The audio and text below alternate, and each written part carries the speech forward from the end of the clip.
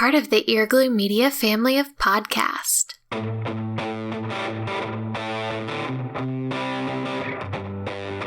You're listening to the Cantina Cast, your home for thought-provoking Star Wars talk. Join Adler and Jonesy in breaking down the latest news, trailers, movies, and of course, your favorite characters from a galaxy far, far away.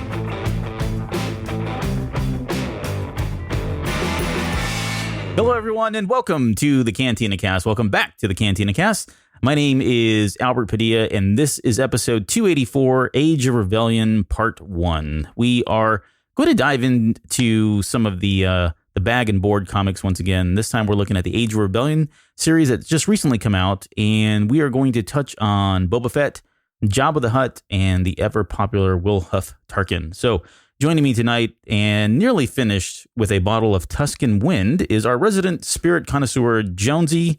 Jonesy, how are things tonight? And is it true that Tuscan Wind is just really Tuscan sweat? I can see stars. It's glorious. Yeah. It's beautiful. There you go. That's the Tuscan Wind, folks. It was sacred. That was a pretty sacred moment, though. Yeah, we'll get to that here in just a few minutes. But doing great, man. Yeah, glad to be back. It did a little extra week there between, so nice to kind of get back in the saddle here. And you came back as a champion with a big check in your hand, too, for what I understand correctly. Yeah, lots of trophies for the kids. They did a fantastic job. So super proud of them. And yeah, the studio got some of that cold, hard cred. So if you're just listening to the show for the first time, Jonesy is a dance dad, official dance dad. And so they just came back from a competition and scored some big winnings. So congratulations to you guys for that.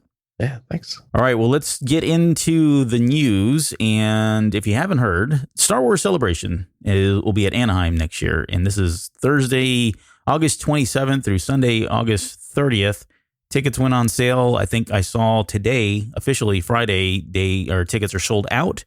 And did you pick tickets up or not after all? I don't remember if you said you were going to. Yeah, I bought the 4-day pass, and I got right in the queue on these went on sale on the 21st. I think it was around 11 a.m. local time here in Houston. And I got in, I was in the queue for like 30 or 40 minutes, and I was able to buy them. But then within about 10 or 15 minutes after that, the 4-day passes were sold out. And I think Saturday, no, actually, you could still buy them individually. But of course, that was considerably more expensive than buying the 4-day pass. Yeah. So some of the guys in the dance crew forgot. And so they were still able to get in there and buy 4 days of tickets, but they paid closer to I think $300 rather than $200. So it was a big change in there. And then the hotel queue to book the hotel started released an hour later. Of course, that queue was even longer. And I was only able to book a hotel for the days of the event. So I think I booked the Embassy Suites, which is just down the road there, and wanted to be at the Hilton itself. We stayed there last year for dance and really enjoyed it, but they only book a year in advance. So you have to wait until August to see if you can book the actual rooms at a different rate. But so it went pretty well though. There was no hiccups. There was no server outages or anything like that. It just worked. It was just a long wait. Good. Yeah. And this is all this to say, it sounds like it's going to be a very successful event once again, and tickets are selling out super quick. So I think I was skeptical at how quickly this thing would sell out, since we just came off of one and, had fatigue set in, and Nope, none of that. It's not really fat. It makes you wonder if maybe they are selling fewer tickets. I mean, we know it's a little shorter. The VIP went way up in price. And $900, I believe we talked about, and those went within 10 minutes. I mean, it was insane how fast those went. All right. So clearly there's a demand for it still. Yeah, and as far as our presence there, well, Jonesy, I think obviously you'll be going, and my guess is we'll at least submit another podcast application, maybe a media pass. So if we get in on one of those, then you can fully expect us to see us there together. If not, then you'll be our correspondent live on the show floor. It's a long road to get there. So we have a lot of opportunity. Away still. Yeah, it can't believe it's like 14 months away. Yeah, pretty far out there. So we'll keep you guys posted as we get closer to that, obviously, and as things develop. So there was next up, there was a Twitter feed that you posted. I think you posted this in Discord, and I'm not sure where you dug this up from, but it's from a a user named Liam Likes Star Wars, and it was really, I guess, a collection of different concept photography or concept art from a lot of different shows. Am I saying that right? I looked at some of this stuff, and it was really, really fascinating. There was a ton of it, though, and I didn't get through all of it. It was a lot of stuff to get through, and it's kind of a guy. He kind of came out of nowhere for me. I didn't know who he was. I think he had like 100 followers or something like that. Mm-hmm. But a ton of concept work or concept art, and it was really from all over the place too. And Jeff from our Patreon actually posted it in Discord for us, and we had seen it around the same time. But there were pictures from Resistant, from Killian Plunkett. So we got to see a younger Doza and Tora on Naboo. They confirmed he was actually on Naboo. So, rumors kind of flying that that's where they're from. We got to see Synara as a Weequay. We got to see very clear images of Yeager's photos, the one where he's in the X-Wing pilot outfit with the crew, as well as with his family. And we also got to see, different variations of the characters of like Sabine and Ezra and, Kashyyyk. So it's just a huge thread. We'll post the link in the show notes, and it's really worth just going through. There are so many. And if you get into the art books or the concept art like we do, these are a lot of fun to go through and just see the evolution of characters, different hair colors, different styles, different species, as well as some of these environments and what they might have looked like had we seen them on screen at some point. With a lot of these were Clone Wars, but Resistance and some of the others as well. Very cool. Yeah, they really are cool. Like I said, I got through maybe 10, 15 of these things, and it's one of those things where you click on it. It's not just go click on it and you're like, oh, that's kind of cool. You actually, at least if you're like me or anyone else, there's so much detail. There's so much, a lot of these have so much stuff in them that you actually have to blow them up, and you end up getting kind of lost in some of, the transitions and the designs and stuff like that. So if this is up your alley, it's definitely worth checking out. That's a great point. You really have to download them, just scan them and look at them and just spend time and enjoy the artwork, because the styles are all different. There's a handful of artists doing this, and each one has a unique style. And man, some of them are really, really fantastic. All right. Well, I think we've oversold that one, but we'll put the link in the show notes for you there. Next up, we got of course, it wouldn't be Star Wars. It wouldn't be a Star Wars movie release without a lot of speculation around the title. And then once we get the international translations, the speculation just kind of goes ablaze and is, completely on fire. And that's kind of what we have here. So the Japanese title has been released as for The Rise of Skywalker as Star Wars Dawn of Skywalker. Pretty cool name. Yeah, I mean, it sounds really cool.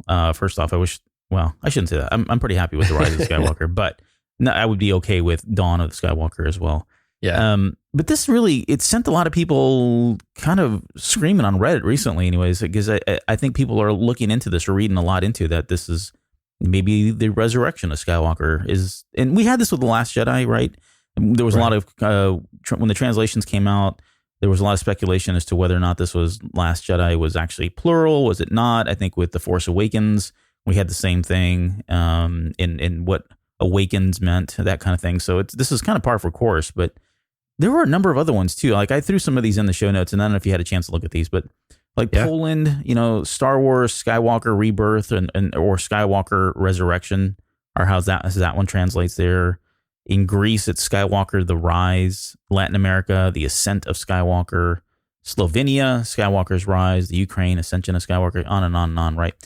I guess, is there smoke here? Is there anything really revealing? Or is this just stuff that's lost in translation or maybe found in translation? Yeah, I think this is just translation. I mean, this is just what we see, the different subtleties of dialogue and what we have across different cultures. And I mean, the Rebirth Resurrection is the one that probably gets people probably the most animated about it, right? Because that has a completely different connotation than a Dawn of Skywalker, even Rise of Skywalker, right? Those have a little more interpretation that you can take with it. You can take it a variety of ways. When you start talking about rebirth or resurrection, like you have a very clear image of what that means. Yeah. And so that's the one I think it's going to get people the most amped up about it. But no, overall, we're going to get the same story, right? So it's the same story, and how we sell that on the marquee is also how that plays to those audiences in those different countries. And we've seen that. We talked about that with the Solo movie in Brazil, right? Where they have a gun problem. And so they change some things about, with the guns and things like that. And it's, so we get variations of the stuff based on what that market, what they play up to in that market the most. And quite honestly, just sometimes the words translate just a little bit differently. And I think that's okay. I think this is fun. It's fun to see it, and it's fun to get a little different perspective on it. And I don't think you have to take it too seriously, but the Rebirth Resurrection one though, that makes for some fun debate. It does. And that's a good point. This is just fun, right? That's why we brought it up. It's worth talking about on the news because we have a lot of fun talking about this stuff and speculating. That's kind of what we do on the show. So don't get too burnt out if you hear that and you're like, oh my gosh, it's been spoiled. No, probably not, as we saw with The Last Jedi and that sort of thing. So, and our final thing really is we talked about these comics coming out. This is the Age of Resistance group of comics. So, we've had Age of Republic or Age of Rebellion that we're going to be covering today or starting today, and Age of Resistance. We knew that was coming. What we didn't have were the covers and the quick synopsis of them, which we finally got. And in looking at all these, we got the cover for Rey, we got the cover for Kylo Ren, Snoke, and Rose Tico. But without getting into all of these, let's just jump to the Snoke one, because Snoke is sitting on a throne, and behind him, it looks like, well, for one, the throne itself is interesting. It looks like it's his throne, but the symbol behind it is kind of interesting itself, because he's got almost like the symbol that's apart from his throne. And then on the symbol itself is what looks like a tree, maybe, right, or some kind of vines. It reminds me of Dagobah, right, more than anything. But what did you think when you saw this? I think the initial, at a glance, it almost looks like the Falcon, right? Just the shape and some of the cutouts. I mean, once you stare at it a little more closely, you don't draw that conclusion. The other part that I thought was interesting, though, is what if it was two helmets? So I don't know about Knights of Ren or anything like that, but, two helmets, facing the opposite way and just joined in the middle, I thought was another interesting take on it. But what about you? Yeah, I didn't. I'm looking at the helmet thing now and going, yeah, maybe I could probably see that. I guess it was really the trees where I was hyper focused on, and what that significance is. Because once again, the trees, we've talked about this on the show a number of times, and it's come to a light a lot more here with the more recent movies and some of the more recent content. But this idea of trees and the trees of life and the Jedi trees and that kind of thing seems to be kind of prevalent. And it all kind of stems back from the cave and all of that with Empire Strikes Back. But when I see this, it does spark up imagery of Dagobah, of the swamp, and I thought maybe the cave itself. But and I guess in this one, I'm hoping we're going to get a little bit more. And just to kind of touch on the synopsis here, it says Supreme Leader Snoke's brutal training of Kylo Ren begins. Will the sadistic Snoke break his tormented protege, or has he underestimated the son of Han and Leia? So that in itself is intriguing too, because it looks like we are going to get maybe not a backstory per se on Snoke, but we're going to get some content around exactly what that training was like, or maybe how he enticed him, or how he got him to kind of come over, or make that final switch in coming over. So maybe we are going to get some background here on him, some clues into his background and how elusive that's been so far. Yeah, and I like that. I think that's what some of the things we want with Snoke is to understand what this transition looked like for Ben into Kylo. You could speculate: are we going to see the mask come out? Are we going to see Vader? Are we going to see some of that obsession? Are we going to see the correlation with that, and then making these matches and him filling his head with some of that? And I think that's exactly what we want to see. It's what I want to see. Yeah. And this was, again, we talked about when these came out. This was the more surprising of the releases when they did the initial share for the photos. Yeah, and the title of this issue is called The Devil's Apprentice, which is interesting itself. There is for a Snoke issue to referencing specifically talking about Kylo is it's a little bit unique there. What else we got? So the Rose Tico one is called My Hero. So it looks like it's going to be focused on Rose and Paige Tico. So we've gotten a lot of them from the novel, but we're going to obviously get some more here. There is the Rey issue, and that one's kind of cool too, because it does look like it's got Leia in the background. It looks like this is going to be focused on Leia and Chewbacca and Rey going out and starting that initial search for Luke Skywalker. Well, so that does sound kind of interesting. Really curious how they're going to fit that into the timeline, though. Yeah, because there was just no room in there. So. Right, it happened so quickly, right? Yeah. And then finally, the Kylo Ren issue is called A Dynasty of Doom, which sounds kind of comic bookish-y, and that's not a slight, but Dynasty of Doom. And looks like Anakin, it's talking about, I guess, just living in Anakin Skywalker's shadow, Darth Vader's shadow, and he's got that in the background of his comic. So I'm pretty excited about these. These all look great.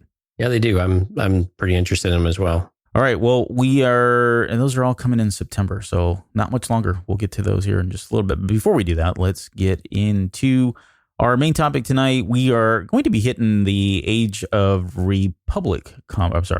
Rebellion. Age of Rebellion comics, and this is the first part of that. So we started with the bad guys, or first the good guys last time. This time we're going to start with the bad guys, and we picked out the Boba Fett, Jabba the Hutt, and Grand Moff Tarkin comics. So for these are being written by Greg Pak. Now he's been writing comics for a long time. Like even when I was collecting heavily around 2004, almost 10 years ago now. Well, that's not right. 15 years ago now. He's a prolific writer. He's been involved in just about every series that I can think of from Marvel's perspective. So he's no, newcomer to writing comics. And I would say overall, if I just had to kind of put a bow on how I felt about at least these 3 issues, is the Jabba the one was okay for me. It wasn't really a story that I felt like needed to be told in a one-shot series. Before we came on the air, I was joking that's kind of, this story felt more like something you'd find in a special. But nonetheless, it has its own standing comic. But I really enjoy the Boba Fett and the Grand Moff Tarkin for a couple different reasons. But what did you think overall as you read these? Yeah, I like that we're still getting this synergy with the Age of Republic series as well, where we have these really tighter stories that are really, they're very, very small stories. They're not expanding our way of thinking in a completely different direction or anything, but they're telling a fun, interesting story that may not always blow our minds, but it's still relevant and it fits the characters, I think, for the most part. And we'll talk about Jabba here shortly, but I like them though. I think that these are actually doing pretty well. And for a one-off comic, I think this is kind of hitting the mark. I've enjoyed each one of these, and I didn't have real high expectations going into them. Yeah, because you can get a lot of variability with them, but I was very happy that some of these characters really are staying true to form. And then B, we get to learn at least a little bit extra with them. And we get maybe some extra tie-ins that we've didn't know we wanted and got to and be able to explore some of that a little bit. And I think you had some of these for Boba Fett in particular as well. Yeah, this is that's a good point. Even with the success of the Jody Houser's run on Age of Republic, I did come in with those same kind of tempered expectations. I really wasn't I expected to be blown away, and I wasn't, which is good. But at the same time, I wasn't severely disappointed either. So let's talk about the first one. So Boba Fett is the first one we're going to cover. The name of the story is called Hunter's Heart, and it says criminals across the galaxy tremble in fear at the mere mention of the name Boba Fett. He is a bounty hunter without equal. What drives the man behind the Mandalorian mask is the question that's being asked here. And it kind of opens up on another desert planet of a planet called Karajam. And right from the beginning, we get Boba Fett riding in on this amazing looking steed that's kind of like a mechanical horse, I guess. Kind of reminded me of a llama. It did.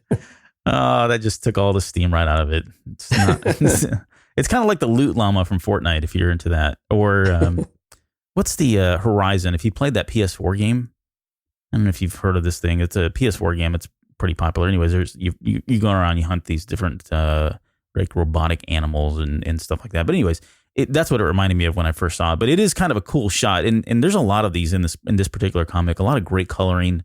The artwork I think is really great in this one as well. And some of the poses and stuff. But that is just really neat because you're standing there, you get this full colored shot of Boba Fett on this mechanical steed.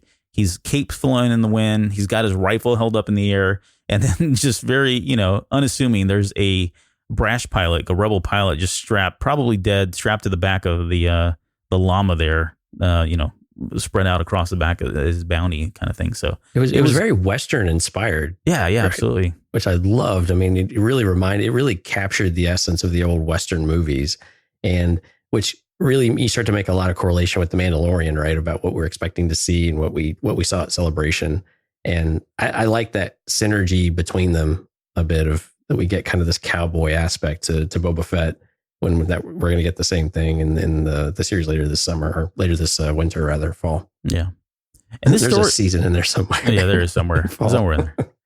There's this story. It focuses on Boba Fett after another person named Zingo Gabnet. Is that right? Did I say that? Yeah, very peculiar last name. Yeah, Zingo, and he's just, basically in this issue he's chasing down this person named Zingo who's got a bounty out for him. And as the story goes, this guy was a fellow bounty hunter, and he wasn't paid by the Imperials after he turned in a bounty to them.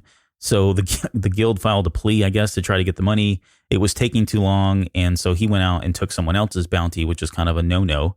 And so now there's a bounty on him since he broke the rules of engagement or the rules of the guild, I guess, if you will. And so Boba Fett is now in search of him on this planet and eventually catches up with him and finds him. So, and that's really the kind of it. I mean, that's in a nutshell, that's essentially what the story's about. It's a pretty quick one. You got to remember, you guys, this is only 20 pages long? Yeah, 25, something like that. Yeah, that. so we don't get a whole lot of time to really kind of dig into this. But we talked about the artwork. There's a lot of it. I mean, if you're into bounty hunters and you like Boba Fett, you like the fact you want to see, him blowing up stuff and setting things on fire. This is kind of it. There were some really great shots in there of that. There were. I mean, yeah. There was one in particular where Zingo leaves a thermal detonator, luring Boba into this village, and it explodes, of course, and he rockets out of there. And just the oranges and reds and everything that's below him, and the action pose that they capture really was just fantastic, classic Marvel comic art. Mm-hmm. And it really captured Boba Fett, I think. And it reminded me a little bit of, remember the old Unleashed action figures? Yes. Like the plastic ones? This was a limited series, yeah. Yeah. It really reminded me of some of that, which was a lot of fun to just kind of sensationalize some of these characters. And I was really happy to see that captured in the comic form on more than one occasion too, with these gunfights and things like that we saw. So we have if you're familiar with the Zahn sisters, they make a quick appearance in this as well, which is kind of neat. They're basically a pair of sisters that have been, was it New Hope? I think we first had them in there. Right. But there is a moment in this storyline as he's, as he's stalking this guy, Zingo actually ends up going into this small town, and he kind of almost uses these people in the town as a shield, like a human shield, to kind of protect himself. And he kind of houses himself up in there. And eventually Boba Fett goes in there, and once he, captures Zingo and frees him, I guess, they almost kind of herald him. He's almost like an anti-hero at this point. And that was kind of different because I can't think, and I'm even trying to think of like some of the older legend stuff, whether or not we ever had a tale where people were kind of like cheering Boba's name. Then they didn't literally do this, but I mean, they were really looking at him as a hero, like a savior to some extent. And you never get the sense that he relishes in that. And I think that's true to his character. I don't think he would. And if you get nothing from this comic book, it's really the statement, to summarize this comic, it's Boba Fett is a bounty hunter, tried and true. It's all about the bounty itself. It's all about the puck. It's all about the mark. And he tends to walk that line. He walks it very straight. He doesn't allow people to kind of influence him one way or the other. But it was interesting to see that these people were cheering him on because he freed them, and putting Boba Fett in that light of an anti-hero. Yeah, and we saw this a little bit with the new Darth Vader Dark Vision series. I believe it was the first issue. And it was a similar tone, right? Where Vader does something and it's interpreted by the people around him in a certain way that's not really indicative of who that person is, And the thing I liked about this is that Boba really says absolutely nothing through this entire issue. Yeah. Only at the very end does he say anything. And it's just purely everyone else what they see. And they put all of their hopes and dreams in this one situation. And they say, well, he's the savior. He's going to come and fix all of these problems. He's going to hunt the bad men, right? He's going to take care of all the murderers and the criminals. And like you said, no, he's just out there for the mark. He's out there for the biggest mark too. Which one's going to give him the biggest score, the biggest bang for the buck? Yeah. And that's all it's ever been about for him.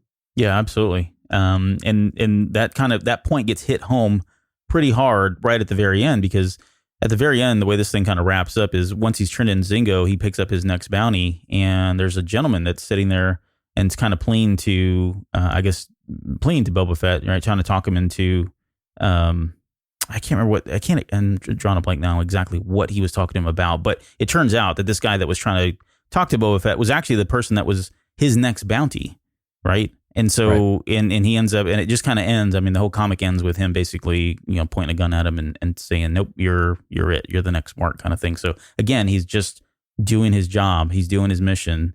He's stoic about it. He goes about his business and takes care of it without getting wrapped up in emotions or, people trying to talk him or sweet talk him or any of that stuff. It's just all about the mark. It's all about that bounty kind of thing. So some of the things I didn't understand, we're going to see this a little bit with the Jabba comic because Boba makes an appearance there as well, is his integration with the Bounty Hunter Guild.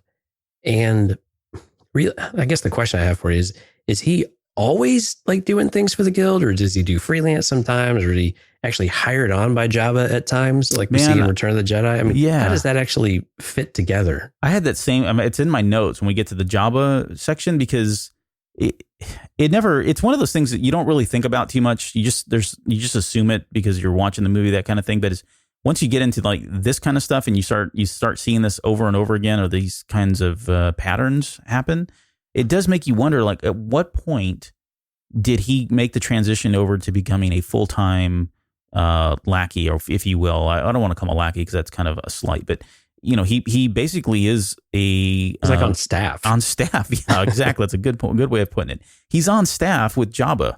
So what happened, right? Is it because the bounty market became stale and he was just trying to find work, or is he indebted to Jabba in some way?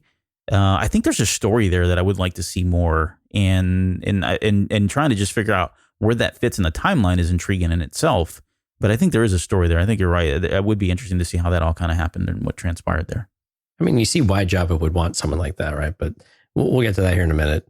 I think that's all we really had on this one. Let's get into the next one here. So the next one we've got is the Jabba story, and the name of this story is it called Great to be Jabba? Great to be Jabba. All right, so you can't make this up. All right. So this was the weaker of the story. Yeah, definitely the weaker of the ones. It says, in the Outer Rim, the desert planet of Tatooine is ruled by the ruthless gangster Jabba the Hutt. Unforgiving and incredibly influential, Jabba attracts the most unsavory characters from across the galaxy to do his bidding. So you open the page, open the comic book, and you're immediately thrown into Canto Bight, which I thought was kind of neat, right? I'll give it credit because I was not expecting that. I was like, whoa, Canto Bight. All right, cool. This kind of makes sense, right? You've got somebody like Jabba, super influential. He's, obviously well connected in a lot of different ways. Got a lot of money. He probably is the 0.001% in Star Wars. And why it makes sense that there's probably some connection. Let's see where this kind of goes. And it starts off with these, I guess we're going to call them wholesalers. That's the kind of term I use. But basically these guys that are... I think they called them traders. Were they? Traders? Yeah, traders as in TRADERS, not traitors. Right. And they kind of just so in Canto Bight, there's a particular spirit called Tuscan Wind, which, there you go. That's what we were talking about earlier in the opening. But Tuscan Wind is this drink that sells for 10,000 credits, which in perspective, by the way, if you remember back to A New Hope, that was almost enough to buy a ship. So this is a pretty expensive drink that they had. But these guys at Canto Bight are kind of pouring, 10,000 credit drinks, and they drink it and it's all gone. And so these traders get this idea of, hey, we know that this is somewhere, it's coming from Tatooine. That's where the Tusken Raiders are. So they're opportunists. They decide they're going to go out to Tatooine and try to kind of find some of this as well so that they can sell it. That leads them over to Jabba. Well, as they get out to Jabba's palace, there's also the Sand People are there. And the Sand People are kind of protesting, saying, hey, there's a lot of Imperial forces that are getting in our way. There's a lot of Jawas here recently that have been getting in our way. Can you please do something about it, right? None of this happens. The Tusken Raiders tell Jabba this. None of this happens without your approval. You're in the middle of this. You control it. And Jabba, he concedes. He basically says, don't worry about it. I'll take care of it. You guys just go back and we'll fix everything for you. And that's when the traders come in and they try to convince Jabba to give him some of the Tuscan Wind, right? And this is where it kind of this is where I think it's kind of interesting, because you get Bib Fortuna at this point, who starts planting the seed about where the traders can go find this trader's the Tuscan Wind. And he basically, it's very in your face. He tells them, you go out there to the plains at high moon, and that's where you'll find the Tusken Raiders. And all the while, what's happening is you get the sense you find out there's Imperials that are on Tatooine, and they're looking for it, I guess, as well, because this Imperial guy's got some debt that he's trying to pay off. And then you've got the Jawas, who are just opportunistic people who decide they want to try to get their hands on this as well because this thing is so expensive. And so it goes in the middle of the comic book. You get all three of these forces kind of converging in on the same place, and that's where Boba Fett comes in. So let me just pause right there, but because I do want to talk about like this is the part that just felt like it was a little too convenient that all these three stories would kind of converge like this. And is this a testament to Jabba and how sneaky he is, or is this just a story mechanic that they've done for the purpose of telling the end story that they wanted to tell? Yeah, I think they intended it to be the former, but unfortunately, I mean, everyone's watching the market for Tusken Wind all of a sudden. Yeah, everybody was, even the Jawas. Yeah, even yeah, it's like no, they're junk traders. Come on. Yeah, I mean, I get that they want to do a score, but yeah, this was all really, really super convenient. An Imperial that has debts and needs to clear his name and pay someone off. It's just a lot of convenient factors in order to do this. And we kind of glanced over a little bit that the Tuskens even got a little up in Jabba's face and basically semi-threatened him. They quickly backed back down, but you get this tension between them as well. But Jabba, of course, is like, no, we're good. We're going to take care of it. Mm-hmm. And even though it was like totally, it was very disingenuous, I would guess, because he had no idea what he was going to do. This opportunity wasn't there. But yeah, overall, I'm at a loss for words because I don't know why. It takes care of a problem that Jabba has, and I get that aspect of it. And I like that he does have his fingers and everything, and he can orchestrate these types of events. Yeah. I think that does make sense. I think that is that's not problematic in any kind of way.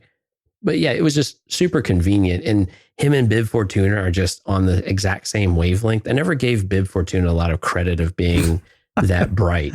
Right, exactly. And we've seen this in the other content, right? We've seen where the major domos for the Hutts tend not to be very intelligent. Yeah. Or we see the opposite. You have a dumb Hutt and you have a very smart major domo, which I believe we saw to some effect in, Bloodlines, I think, right? Yeah.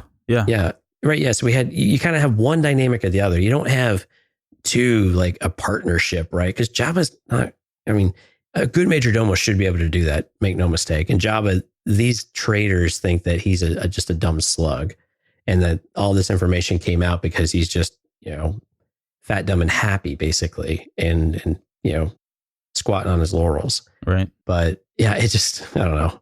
Well, so I get where they were going, but man, it was just way too convenient on how all this stuff fit together. So going back to the storyline, so you've got all three of these. You've got the Imperials, you've got the Jawas, and you've got these traders. They've all converged at this one spot that Bib Fortuna had kind of laid out there. That this is where they would all find the Tusken Wind. And surprise, it's not there. And they all pull out their weapons, and they're kind of in this Mexican standoff, if you will, for a little bit there. And then suddenly they're ambushed by Boba Fett. So Boba Fett's just been sitting there. He's kind of laying prone. He's got some kind of a assault rifle or assault laser rifle, whatever that is. Right. And he opens fire on them. And next thing you know, there's a whole big battle. And then it cuts over to the Sand People, who are actually down in the valley below, and they're kind of watching. They're seeing this gunfight erupt way up there on the high mountain there. And in the very next scene, it shows them coming in. So they're coming in. It's like morning. They've got their banthas, and they're basically hauling all of the dead people. So all of the dead stormtroopers, the Jawas, and the traders, and they're coming up into Jabba's palace, and as to give them to say thanks for taking care of the problem that they brought to light, just the day before. And it's then that, and this is where again it gets kind of silly. They bring him a gift, which it looks like it's a kind of like a bantha horn that's filled with this drink, this Tusken Wind. Kind of like a basket weave of sorts too, right? Yeah, well, and that's weird, kind of spirally design. It's a spirally design. I thought it was a bantha horn. I could be wrong. At first I didn't know what it was until Jabba, being Jabba, picks up and starts chugging it. But it's definitely got this Tusken Wind in it. Literally chug, glug, glug. It says chug, chug, chug in the comic. But just before that, there's a breaking news alert that the Tuscan wind has been synthesized by some Coruscant cartel. And so now the prices drop, and they literally show you the stock market price, if you will. It turns into like a little red bar. Before it was really long and colorful, and now it's just a little red line, and all within a day. Yeah. So it's no longer worth anything. And that's kind of the punchline before we get the 70s credits on this one. But the punchline is he says that it's not worthless, that, it's priceless. It's priceless. Yeah, thank you. God. It's priceless because it's hallucinogenic in nature. And Jabba, at the very end of it all, I guess the message here is Jabba. It's great to be Jabba. And he became the winner because he got a whole lot of this drink that he was able to chug when everyone else died or whatever. I don't know. And he has undying loyalty from the Tuscans, and he's built all this goodwill. So he's got a lot of great things going for him. Yeah. But and he got a lot of people out of his hair, off his planet, right? Yeah, because he probably doesn't care about the Jawas too much, but he probably doesn't want the Imperials there because they can't be good for business. Yeah. When do you think this took place? The story, is this something like happened right after? And I because the Imperial thing is just so bizarre that they're there, and it's not like the Imperial, like there's a whole platoon of them. It looks like it really is one officer who's in a Lambda class shuttle. He's probably got a contingent force there of maybe 20, 30 stormtroopers with him for whatever reason. But then I started to think, well, maybe this happens after the events of A New Hope when the droids land, and that's why there's now a lot of Imperial entanglements, if you will, that are on Tatooine. But I didn't get a good sense of when this took place. Yeah, and when we see Boba Fett in his employ, I think we naturally gravitate towards the Empire Return of the Jedi timing, somewhere in that range, maybe skewing a little bit closer to that. But yeah, it's difficult to tell.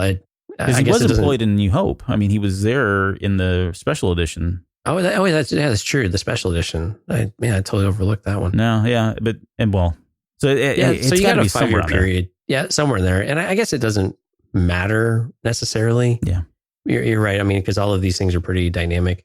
Is the Empire still on Tatooine after A New Hope?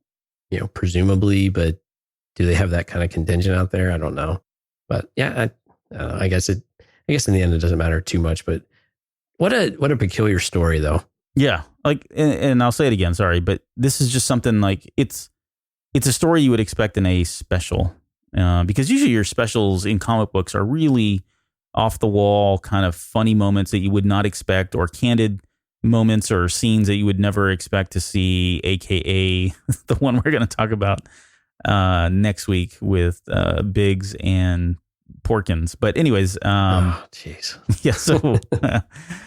Yeah, and that's always, they're always, sometimes I should say, not always, but sometimes I, even as a kid and as someone who really enjoys the really obscure stuff, I always felt like the specials were a little cringeworthy. And I won't say that this was cringeworthy, but it was just, there's a huge level of suspension of disbelief here, I think, for this one to kind of passes. It was kind of eye roll. It was just kind of eye rolling, for the quality we got of the stories with Boba and Tarkin here in a minute. This one really just didn't hit the mark. It didn't hit the same mark, at least. It was good to see Boba Fett. What did you think about Boba Fett taking out? I mean, because how many did he take out? Because there was a small group of stormtroopers. You had an officer, you had a handful of Jawas, and then you had the two dudes, the two traitors. So it maybe had 10 or 12 to take out at once, at least. Something like that. Yeah, and I couldn't tell if whether or not he took them all out or did he just start it and it caused a fray to happen where they ended up just, taking each other out, right? That would make more sense, I guess, yeah. But nonetheless, I mean, when they show the Banthas coming in, I mean, they've got a lot of dead bodies in the back of those trailers or whatever those things are. Oh, yeah, they were hauling a lot of stormtroopers. So it seemed like there was more stormtrooper group. Yeah, it seemed like a bigger group than what we saw in just the two panels. So, but again, do you envision the Jawas doing that kind of damage? No, no. I mean, okay. Well, thanks for the story. Next. All right. This one was pretty good, though. I like the Tarkin one. We're going to finish on the Tarkin story. And the name of the story is Tooth and Claw. It says the Galactic Empire plans to solidify the rule of thousands of star systems with the dreaded Death Star, a super weapon with unfathomable destructible potential. And with the ruthless and cunning Grand Moff Wilhuff Tarkin in charge of the battle station, it won't be long before the Rebel Alliance is wiped out. Fear and terror will soon consume the entire galaxy. Tarkin is no stranger to either. So this one is, I really enjoyed this one first off, because it opens up on the planet of Eriadu. And Eriadu it's Tarkin's homeworld, but did you ever read the Tarkin novel when it came out? It's now Legends. Been a while. Yeah. So there's a lot of time that was spent on Tarkin. So it was really neat, I think, just initially to kind of see him there as an 11-year-old boy. And I'm assuming it's 11 years old because that's in the novel. That's how old he was when he went out into, started doing his whole kind of outdoors training kind of thing. But it was interesting to see that. And then we also, it's kind of a running theme throughout the novel itself. In fact, I think there's an entire chapter in that novel that's dedicated simply to his time out there in the wild and with his uncle, his granduncle, Jova, who makes an appearance in this. But it wasn't, it wasn't something I was expecting to see. I was thinking this Tarkin comic book would solely be nothing but political or even diplomatic type stuff that really bores me. And the one thing I really enjoyed about the Tarkin novel was that they went back to Era, that they did spend a lot of time here, and that this was a rite of passage, and it plays a huge part into this. So we'll come back to that in a second. But essentially, what the story's about is Tarkin has them do a simulation of firing the Death Star weapon, and when they do this, there are some of the Death Star gunners who are hesitant to pull the trigger, almost like a firing squad, if you will. And he calls them all into a bay and basically says, "Hey, some of you guys hesitated. You can't hesitate. We're in a war. These guys are going to want to kill us. And please don't ever do that again," kind of thing. And it's in that moment that he has this flashback where, well, I shouldn't say a flashback. He takes his shirt off, right? Yeah. So he's got all these people pulled together, and let me back up. I'm kind of jumping ahead. Before he gives them this speech of how they need to be better and why they need to be better, he starts kind of, I don't know what you would call this. He has a vision or imagines how he would like to handle it. Yeah, I guess so. He's daydreaming. Yeah. And basically, he takes his shirt off and wants to settle this, fisticuffs and beat the crap out of this guy and show him that, hey, you don't have any scars, and look at my scars, and this is what it's like to kind of live a life that I've lived, and you can't hesitate. You've got to be more like me, kind of thing. And then he snaps out of it, and that's when you realize, okay, it's just a vision, or a daydream, and it's not really him doing it. And he gives that whole speech. Later on, it then immediately cuts over to A New Hope when they are about to blow up the Death Star, blow up Alderaan. They do that, and come to find out there were still a handful of them. I forget now how many there were that still hesitated. Even after they had said, he had that speech, he went so far to put these little, what was it, a tracker or a chip or something in their helmets? Yeah, bio trackers, in their helmets. So he would know if any of these guys hesitated to fire after he had already warned them not to. And so he pulls those into side and basically tells them that, you failed and you can't be here, and jettisons them out into space, and they die. And that's literally how the comic book ends. That's the story in a nutshell. But there's some deeper things here. But just kind of overall, what were your thoughts with this one here? I liked it. There were a couple of things I liked about it. One, I thought it was interesting that we got the scenes from A New Hope. Mm-hmm. And we can talk a little bit because I have some questions about how much we like this type of arrangement when we get a little different perspective. And because it really did change the flavor of what we see in the movie. But we'll kind of get to that in a minute. I think overall, I kind of like this, right? So this is right after, right between Rogue One and A New Hope. I like that you see the cruelty of Tarkin, right? We get this very cold and calculating look in the movies at him, but we actually see the cruelty side that's harnessed because of his childhood, about what he's had to do when he had to just fend for his life, and you either be eaten or you kill. And what he does to this crew, he basically makes the officer tell the entire crew what they're about to do. They tell him it's a species that can't get off this world. They're non-hyperdrive. There's 45 million of them, but they've remained neutral in this conflict, right? And so they have to put down the iron fist and make it very clear and set an example to the galaxy that this type of behavior doesn't exist. If you're not with the Empire, you are against the Empire, to paraphrase Anakin, right? And so I like that we had that, and he has this very like almost a gleeful look to him sometimes. And we saw this twice. So we see it once when this message is being delivered. We also see it in the A New Hope scenes when they destroy Alderaan. You see he almost like pumping his fist with this smile.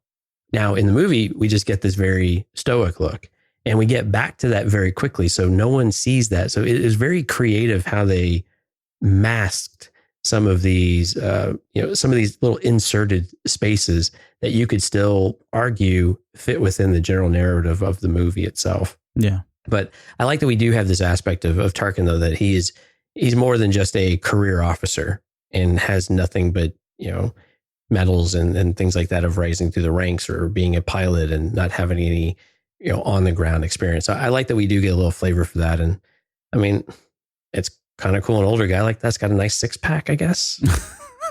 Yeah.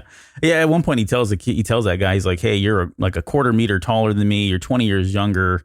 And yet he's still, pulling off his shirt, and he hands him a vibro knife basically and says, you need to fend for yourself because I'm about to come at you. And he comes at him with this kind of primitive knife. Again, this is all in his daydream that he has.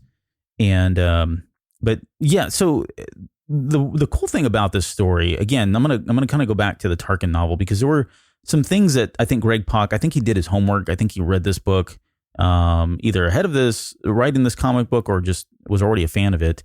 But nonetheless, there's a couple of quotes that I pulled out of the book that I just felt really hit home on this one here. There's one where it says, "At every opportunity, Tarkin's parents would emphasize what it meant to live in deprivation.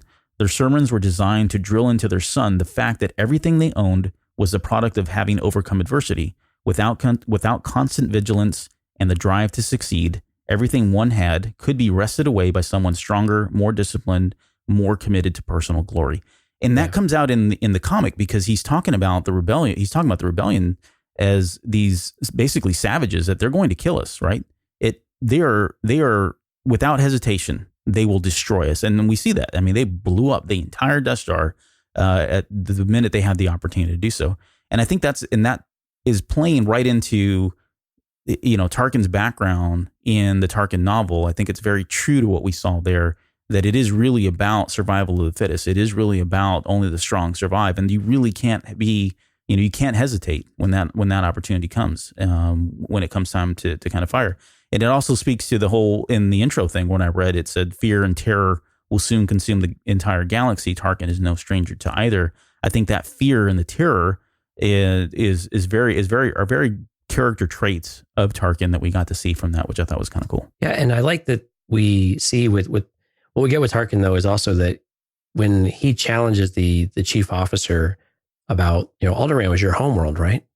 And with the biotracker thing, he was one of the ones that hesitated, and he had really no connection to it, but he still had this emotional attachment to it, right? Which I think is pretty natural for most of us. But he asked it, so he put it back on Tarkin, saying, "Hey, would you do this to your homeworld?" And we get another brief flashback of basically Tarkin imagining what it would be like to do that. And he said, "Absolutely, without question." I would do it with pleasure. Yeah. Now, I think in so that's his uncle.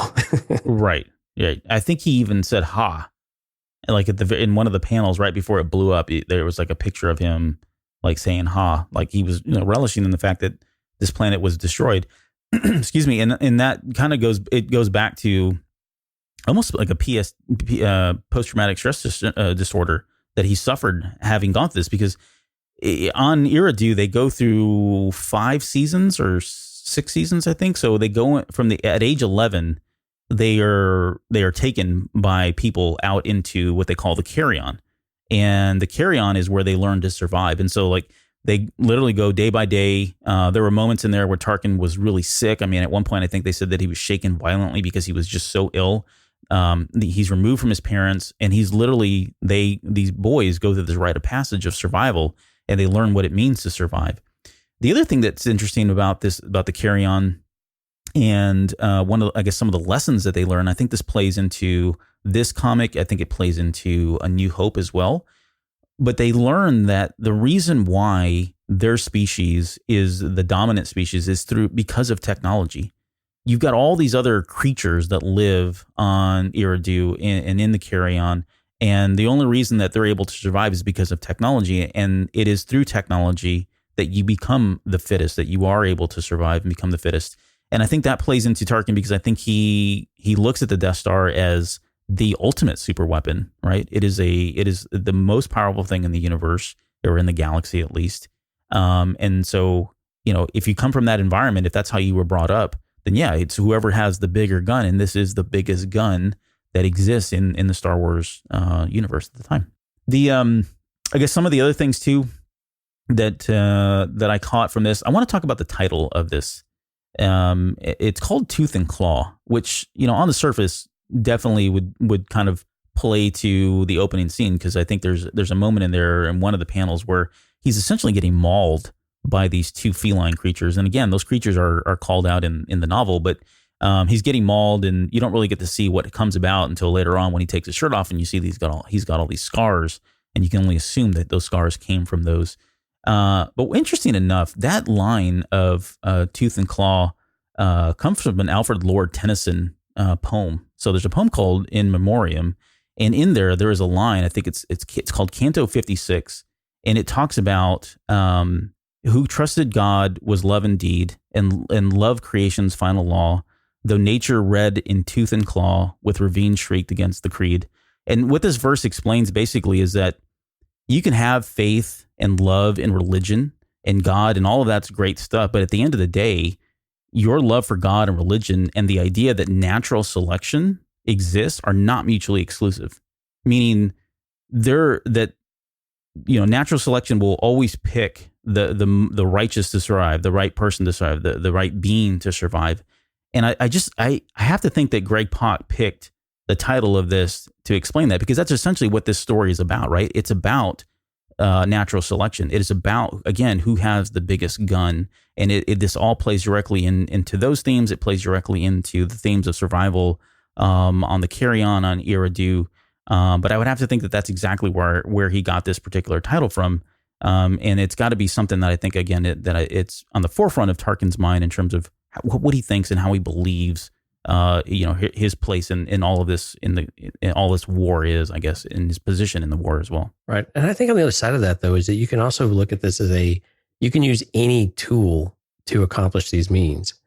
And I think that's what I like about it. Like when we see the daydream sequence with Tarkin, he has this very feral type of expression, and the way they do his hair is almost somewhat devil-like, right? Mm-hmm. With the way they've drawn it, and you almost get a sense of pleasure from it, but it's also just this raw energy and power that he just has to get out, and he can't stop himself really. And I like that aspect of it, is that when the chips are on the table, you have your back against the wall, and it's just you against a beast or you against another person. You have to make the choice to fully commit to that in order to survive. And it's all about survival. And if you're unable to do the things that are necessary, then yeah, you're right. You're not going to make it. Mm-hmm. And that's what he's trying to get across. And what's interesting is that clearly these officers don't, he just tells them, you don't understand. Yep. You just don't understand. You've not suffered really, basically. You've not encountered this. They're kind of spoiled. I've had a grav ball injury. I've got a scar from a grav ball injury. Oh, that's right. Yeah, good point. Yeah, which was pretty amusing, on the surface, because it was a little out of place, trying to show his injury on his knee and pulling up his pants. But on the surface, you're just like, okay. But when you look at it a little deeper, though, you just keep looking of, wow, these guys are just soft, and Tarkin is just going to prove the point that there is no room for this here. If you're not going to be able to pull the trigger and you're not going to be able to do it on command, you have one job.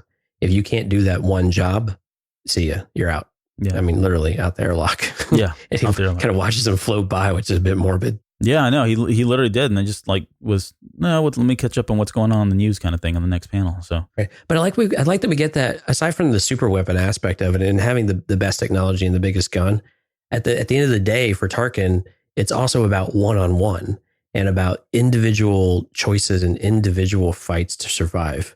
And I think that was a really cool part of the story, that it's not just touting the biggest weapon in the galaxy. It's also saying, I will take you on personally if that's what it takes to do it. Yeah, it was really good. I enjoyed this, and it's very like, unless you've read the novel, if you're reading the comic for the first time, it may come across as you may be a little disconnected, because you wouldn't expect Tarkin to kind of have this background, or the fact that he would pull off his shirt and suddenly whip out a primitive knife and want to go, fisticuffs to kind of prove a point kind of thing. But it does, if you fall in line with the Tarkin novel and that background, and really read it, because it's actually a really good novel. I enjoyed it. I think it's James Luceno that did that one. James Luceno, I think. Yeah. But yeah, it's a great novel, and unfortunately it's not canon, but it's cool that they pulled a lot of it from it, believe it or not, even though some of it just may seem like on the surface. So what'd you think about the insertion of the A New Hope sequences, of seeing the officers exhaling, like, and hesitating and thinking and having Tarkin watch them? Did that change the sequence at all for you? I think yes and no. It does. I totally get what your point is. I think it does. When you read the comic book, you see those moments. Those moments did not exist in the movie. It makes you start wondering why. And so that's the yes part. The no part is, because I think the way I explain it off is just, they had to do that because in this comic book, they have to make the point that Tarkin wouldn't hesitate to, he has no remorse for blowing up his planet. And even if it wasn't his planet, if that was the mission, that's the mission. He's going to do it without hesitation. He's not going to think about it, right? And I think they did that. They put that mode in there where that guy exhaled, because that was his home planet of Alderaan. And it was just showing that, like you said, he's soft, right? He's thinking about it. He was more concerned about the people, and he probably had a flash of memories of people that he knew and things he did and things he loved, and all of that suddenly was about to go away.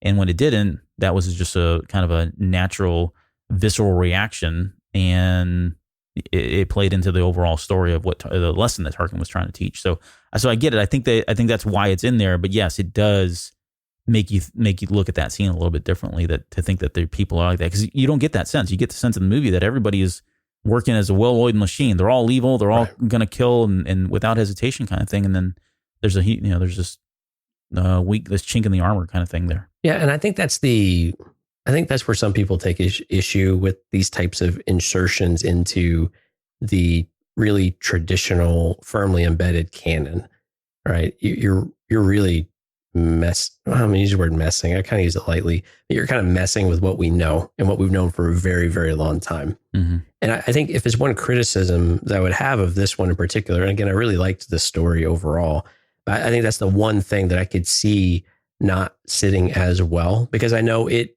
kind of doesn't sit overly well with me in a very small regard, because like you said, we're shown something very direct in the movie. And to their credit, they still do it all, right? They still do it exactly on time in order to do it and accomplish the task of destroying the planet. But now we get this, just to kind of fit the story in there, sometimes just gives you pause, right? Of do we really have to do that type of thing? And again, I like the idea of the story though, and I like that it set the table for this. But inserting some of these things into a very well-known scene really does change the flavor of that scene if you're going to watch the movie after reading this comic book. And I think takes a little away from it. I think is probably the ultimate problem I have, is that in my head now I'm thinking that there's this other thing going, and the big bad empire maybe isn't so big and bad. And we're saying that, there's a lot of discussion and debate, even back to Clerks and movies like that, about whether everybody on the Death Star was really evil or not. Evil, right? Are they all really that evil? Yeah. They're just trying to make a living, carry the stormtrooper. But, that's I think the only criticism I might have is just, your personal biases creep into these types of stories and can really impact you really kind of wildly sometimes in one way or the other. Yeah, no, I can see that. I definitely see that. I skipped over one thing. I enjoy the covers too. Like, I've always been a Terry Dodson fan. His artwork is like very clean lines. He draws some very beautiful women, and I don't want to make this creepy or anything, but he does. And I say that the only reason I brought that up is because the last person I would expect to draw Jabba the Hutt would be Terry Dodson, which I thought was hilarious. But anyways, nonetheless, all the comic covers I think were really good. The art was really good. Boba Fett looks a little like pudgy, more than I would expect, but beyond that, I thought they were really good too. So yeah, I like the nice clean covers like this. Yeah, the character stands out. It was a good series.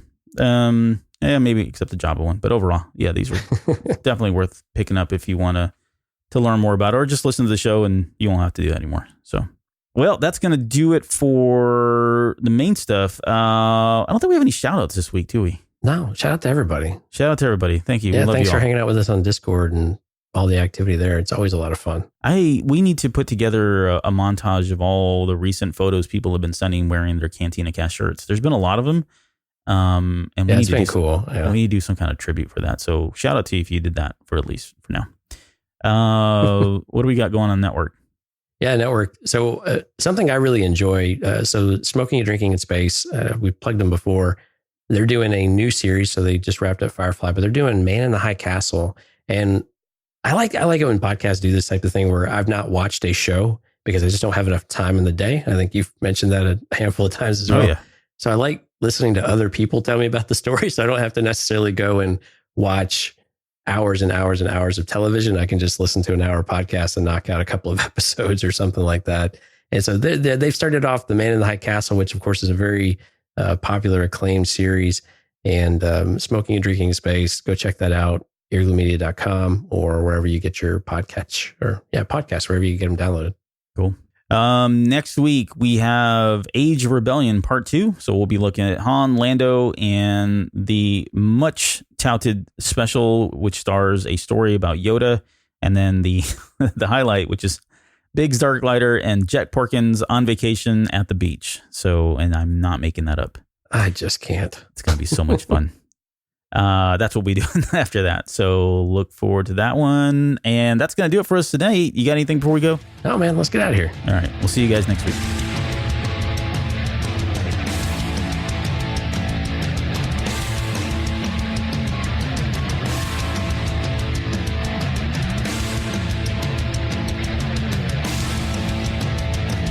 You're still listening? Wow. That's amazing. Well, I'm here to give you the disclaimer. Normally we do a big, long, drawn-out disclaimer thing saying what's what and who's what and all that other stuff, but I think you guys kind of know that Lucasfilm and Disney have no affiliation with us at all, and we have none with them. We talk about Star Wars, which is their property, and all that other good, fun stuff, but I think you can tell which is our stuff and which is their stuff. If you can't, well, then send a lawyer to send an email to me, and I'll be glad to chat with them. Other than that, you know what's what, so that's your disclaimer.